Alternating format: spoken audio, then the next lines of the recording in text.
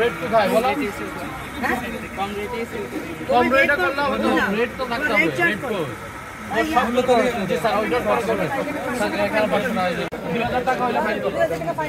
হ্যাঁ ওটা করা যাবে 200 টাকা এইভাবে ঝুলা রাখবে। ওখানে কি আর এগুলো আলাদা আলাদা চার্জ দিবেন।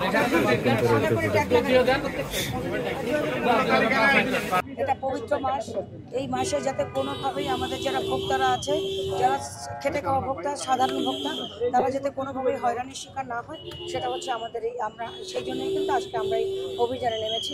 আমরা কিন্তু দফায় দফায় অভিযান করছি, আপনারা দেখছেন। তো আজকে আমাদের যে গত 4-5 দিন আগে একটা ticket group plus city group সহ আমরা খাতুনগঞ্জের ব্যবসায়ী মহোদয়দের সাথে বসেছিলাম। তো তাদের সাথে কথা হয়েছিল যে খুচরা বাজারের তেল 160 টাকা দরে বিক্রি হবে। তো খুচরা বাজারে আমরা এই জন্য আজকে দেখতে আসছি। বলেছিলাম যদি খুচরা বাজারে 160 টাকা দরে তেল বিক্রি না হয়, তাহলে আমরা গুদামে গুদামে অভিযান পরিচালনা করব। গুদামে অভিযান করবার আগে আমরা এই জন্য খুচরা বাজারে নেমেছি, দেখতে আসছি যে আসলে আমাদের যেভাবে আমরা নির্দেশনা দিয়েছিলাম সরকার নির্ধারিত মূল্যে বিক্রি হচ্ছে কিনা।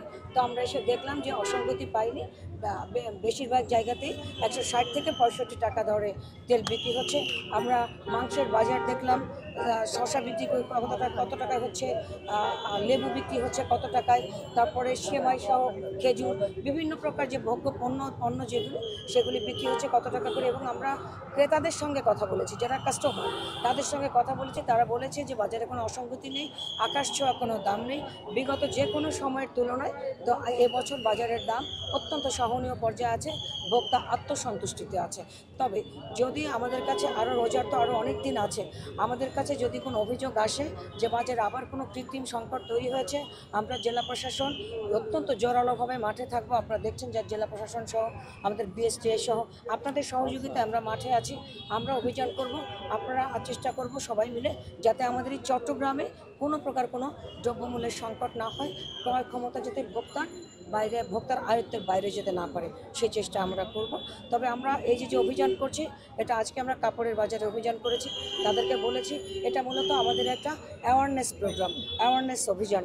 আজকে বলে গেলাম যদি যেহেতু ধীরে ধীরে তো কাপড়ের দোকানগুলিতে ক্রেতাদের ভিড় হওয়া শুরু করবে, তখন আমরা দেখব তাদের ইনভয়েসের সঙ্গে আমরা মিলিয়ে দেখব তারা কত টাকায় বিক্রি করছে। যদি বড় ধরনের অসঙ্গতি পাই, আমরা বলেছি প্রয়োজনে আমরা দোকান সিলগালা করে দেবো। তো আপনারা আমাদের পাশে থাকবেন, আপনাদের সহযোগিতায় আমরা চট্টগ্রামকে রোজার মাসে সেফ অ্যান্ড সাউন্ড সুযোগ নেই। কিন্তু এই জন্য ঈদের কেনাকাটা কিন্তু এখনও শুরু হয়ে পারেনি, এরকম ফুল সুইংয়ে শুরু হয়নি। আমরা মাঠে আছি, যদি এই ধরনের কোনো বড় ধরনের অসঙ্গতি থাকে আমরা কিন্তু বলেছি জেল হবে, ফাইন হবে, সেটা পরের ব্যাপার, কিন্তু আমরা প্রয়োজনে দোকান সিলগালা করে দেবো, ব্যবসায়ী বন্ধ করে দেবো। আমরা কিন্তু আজকে আপনাদেরকে একটু আগেই বললাম যে আমরা খুচরা বাজারে আসছি এই জন্যে যে সংকট রয়েছে কিনা, কিন্তু আমরা দেখলাম যে মোটামুটি সংকট কম রয়েছে। তারপরেও যদি কোনো বাজার সম্পর্কে আমাদের কাছে স্পেসিফিক কোনো ক্লেম করা হয়, আমরা তখন গুদামে অভিযান করব। গুদামে অভিযান করার আগেই কিন্তু আমরা খুচরা বাজারে এসেছি, এখানে আমরা বড় ধরনের কোনো অসঙ্গতি দেখতে পাইনি। এ পর্যন্ত আমাদের 150টা অভিযান হয়েছে। আজকে এ পর্যন্ত আমরা 32,000 টাকা ফাইন করেছে। আমাদের লক্ষ্য কিন্তু মূলত ফাইন করা না, আমাদের লক্ষ্য অ্যাওয়ারনেস বিল্ড আপ করা, যাতে ক্রেতা এবং বিক্রেতার ভেতরে একটা চমৎকার টিউনিং থাকে। তো ফাইন করলাম, আমি রাষ্ট্রীয় কোষাগারে জমা দিলাম, আমার ভোক্তার উপকার হলো না। আমাদের টার্গেট ভোক্তাকে কোনভাবে সেবা দেওয়া যায়, সেই টার্গেটটা আমাদের।